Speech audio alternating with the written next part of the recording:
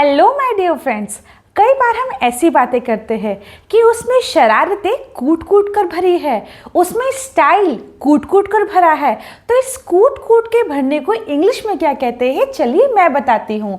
जब भी आपको कहना है कूट कूट कर भरा है, आप इसमें इंग्लिश में कह सकते हैं मिडिल नेम। चलिए बताती हूँ, तब अच्छे समझ में आएगा। आत्मविश्वास उसमें कूट कूट कर भरा है। आत्मविश्वास जिसे हम लोग कहते हैं confidence, so confidence is his middle name. अगर आप लड़की के लिए कहेंगे तो कह सकते हैं confidence is her middle name. उसमें समझदारी कूट कूट कर भरी है।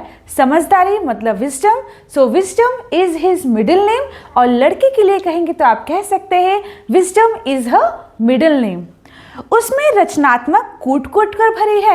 रचनात्मक तो आपको पता ही होगा, रचनात्मक मतलब होता है क्रिएटिविटी, तो creativity is his middle name. और लड़की के लिए बोलेंगे तो कह सकते हैं creativity is her middle name. उसके भीतर हिम्मत कूट कूट कर भरी है। कई बार आप कहते हैं कि उसके अंदर जो हिम्मत है ना वो कूट कूट कर भरी है, तो हिम्मत जिसे हम कहते हैं करेज, तो courage is his middle name. और लड़के के लिए कहेंगे तो आप कह सकते हैं courage is her middle name. उसके चेहरे पर आत्मविश्वास कूट कूट कर भरा है।